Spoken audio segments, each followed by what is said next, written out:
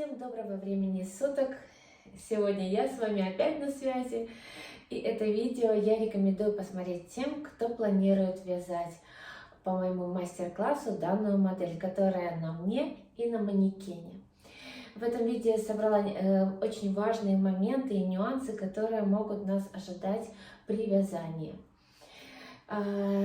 В мастер-классе мы будем вязать именно вот эту маечку, которая сейчас находится, которая надета на мне. Вот это вот вы уже видели, это была у меня первая майка. Эта маечка и на мне, которая, они связаны абсолютно одинаково.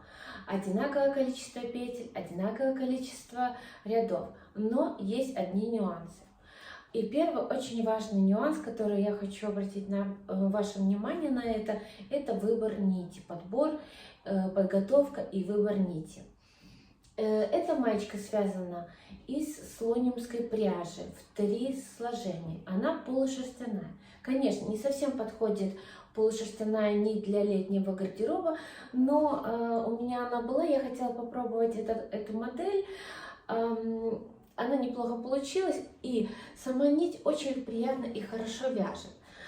Вот эта ниточка, вы, наверное, все знаете слонимскую пряжу, она очень тонкая в одно сложение, и вот в 3 сложения была связана вот эта маечка. Маечка, которая на мне, была связана тоже из нити, из пряжи слонимской, но слонимскую пряжу, тоже полушерстяная, я взяла в 2 сложения, и у меня была ниточка вот такая вот с люрексом, наверное, это типа пана. И получилось, что эта нитка, она тоньше, чем вот эта, немножко. И за счет этого вы уже потом увидите, что сами петли, они стали меньше, мельче. Вязание немножко усложнилось тем, что петли слишком были такие мелкие, и переносить петли, допустим, когда мы убавляем вот эти места, пройму, было сложновато, сложнее, чем когда я вязала вот маечку полностью из слонимской пряжи. И еще один нюанс. Я покажу сейчас, что за счет того, что одна из 3 нитей в этой майке была чуть-чуть тоньше, сама майка то получилась короче и уже. Но, в принципе, посмотрите, у меня 46 размер, она мне отлично села. Как и это, так и это. Вот, пожалуйста, я положила специально их вместе, друг на дружку, показать, что чуть-чуть, не намного, я хочу сказать, но чуть-чуть и по длине, и по ширине. Маечка, которая связана полностью полушерстяной ниточкой в 3 сложения, она длиннее и больше, шире. Здесь вот в этой маечке, которая с добавлением было вот этой вот нити, сейчас покажу, вот это вот с люрексом, вот это вот мягкая нить, а вот эта нить, она пожестче, и за счет, наверное, этого она и как бы вот жестче смотрится. Не намного получилась разница, но вот она немножко есть.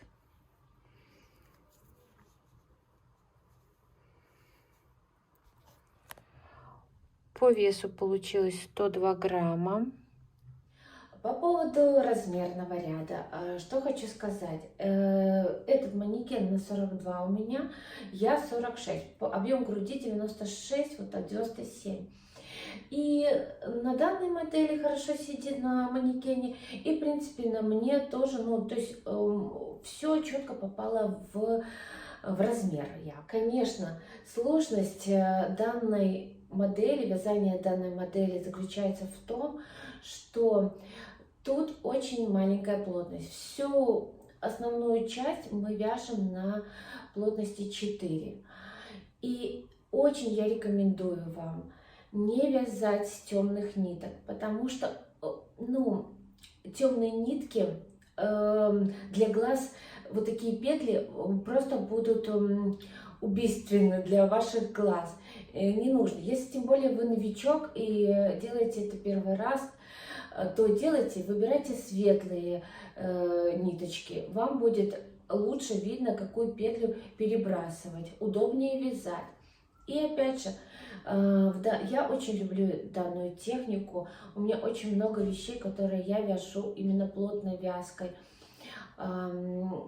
Мне нравится, как она держит форму. Я не люблю оверсайз, вы уже знаете. По поводу вот этих вот наших завязочек. Вяжите их длиннее, чтобы они свисали побольше. Так красивее получается. Они такие. Это летний вариант маечки. Оно будет еще больше придавать нам изящество, легкость, красоту, свободу. Вот. Ну, в общем, это красиво. Мне нравится. Потом, когда вы будете вязать, вы увидите у меня вот такие вот, как крылышки бабочек, я хочу, ну вот, как бы такое говорю.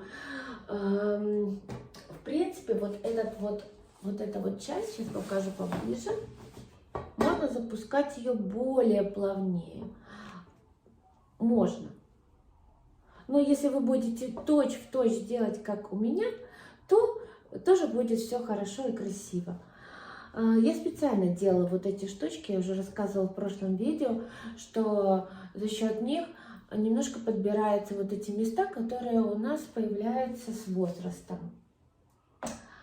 Также я хочу показать спинку этой маечки, которую мы будем вязать, и рассказать тоже еще про один нюанс. В данной модели я делала спинку одинаково, так же, как и здесь. Но вот сюда, вот, где у нас планочка, у меня есть видео еще, как я делаю эту планочку. И в этом видео я покажу, как я делала эту планочку. Я вставляла сюда резиночку, чуть-чуть. И вот здесь вот по бокам, не доходя до этого шва, который я сшивала две детали, я вот здесь вот делала строчку на машине, зафиксировала резиночку. Скажем так, обратила внимание я на то, что когда есть резинка, она, в принципе, без резинки. Вот эта модель без резинки. Но когда я надеваю вот эту модель с резинкой, она более как-то фиксированно держит форму мою. Вот, поэтому, возможно, тоже обратите внимание, может, вам подойдет тоже такой вариант, если вы ставите резиночку. То есть резинкой вы можете как бы даже, если вам маечка будет больше, вы можете резинку натянуть побольше и зафиксировать по бокам. Ну и она более, создает такой каркас. По выбору еще размера, хочу сказать, вы можете взять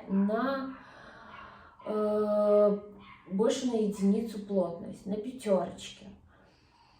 Получится маечка немножко шире и длиннее. Может быть, это будет и вам то, что надо. И, скажем так, в работе с петлей вам будет легче, особенно для новичков. Может быть, кто-то меня чуть-чуть больше там. Тоже это подойдет, этот вариант подойдет. В общем, приглашаю я вас всех на свой мастер-класс по вязанию на вязальной машине данной модели. Этот мастер-класс будет разделен на две части. В первой части мы будем вязать перед. Она где-то у меня вышла чуть больше, не больше часа, где-то в час мы вложились, но это вместе с разговорами. Разговоров немного будет. И вторая часть – это спинка. Спинка, скажем так, вы вообще на изи сделаете, быстро, там нет никаких сложностей. Поэтому переходите в описание под видео, там будут ссылки на эти части мастер-класса, переходите и вяжите вместе со мной, пробуйте, и легкой вам работы. Всем спасибо, всем пока!